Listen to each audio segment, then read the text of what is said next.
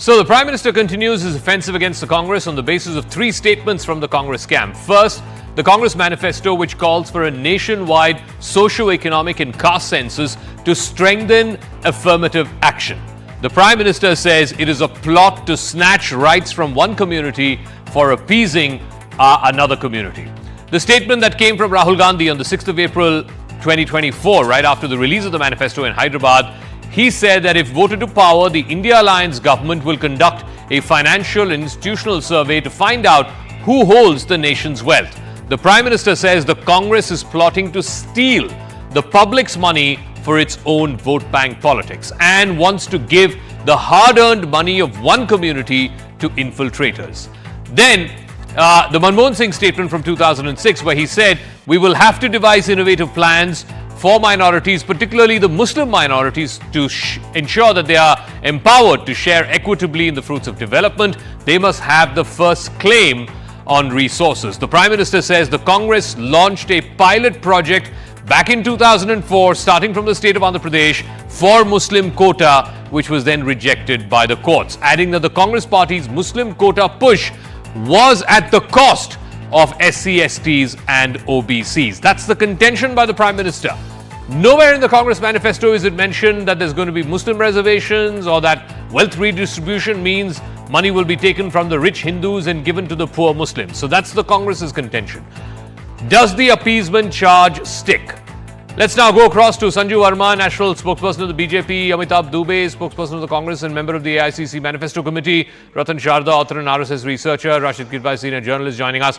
Sanju Verma, let me start with you first. Where in the Congress manifesto does it say that they are going to redistribute wealth from rich people and give it to poorer sections?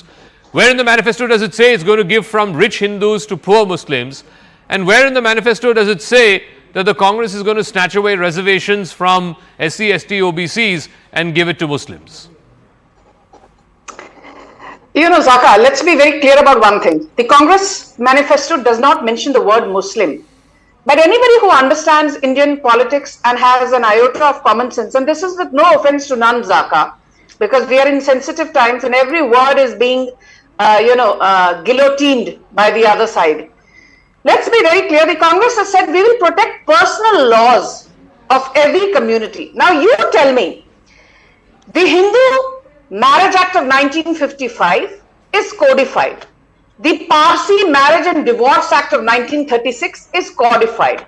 The Christian Divorce Act of 1869 and the Christian Marriage Act of 1872 is codified.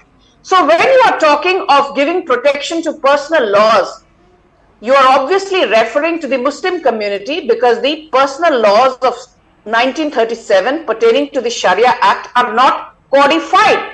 You do not need to be a rocket scientist to know when the Congress speaks about protecting the personal laws of minorities, they are actually referring to the Muslim community. Point number one.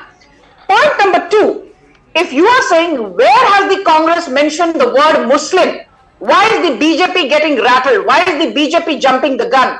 By virtue of the same logic, Zaka, I want to know, when the Prime Minister gave that speech in Banswara, where did he mention the word Muslims? Can you show me if he even mentioned the word Muslim?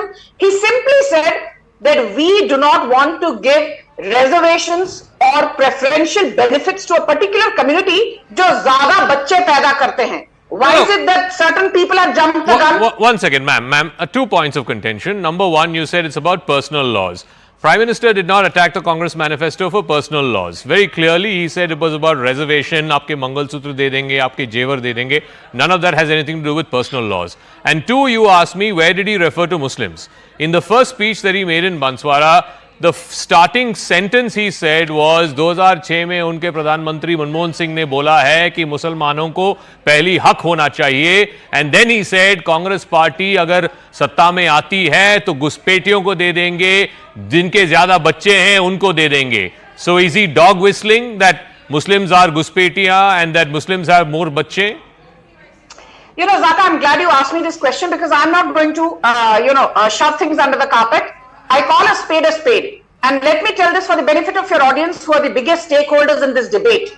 The fact of the matter is this, that the Prime Minister has called up the bluff of the Congress party And he said it in as many words. Don't forget that on the 9th of December 2006, the Prime Minister then, Manmohan Singh, started by saying that we want to empower all communities, fair and good. He said we want everyone to have an equitable share in the fruits of development, fair and well, all is kosher. But then he goes on to say that the Muslim community should have the first claim on resources. Now, if you are telling me that is not dog whistling, but Prime Minister Narendra Modi only quoting what Manmohan Singh had said way back on the 9th of December 2006 is dog whistling, then you're living in cuckoo's land. And let me tell you one thing, Zaka, whether you like it or not, I think you understand the politics of Kerala better than any of us on this panel. And you know this for a fact. There is a minorities minister in Kerala called Abdul Rahman. And there are 5 Devaswam boards in Kerala. The Guruvayur, Travancore, Malabar, Cochin and Kudal Manikyam boards. And together these 5 Devaswam boards managed more than 3,500 temples. You heard that right. More than 3,500 temples.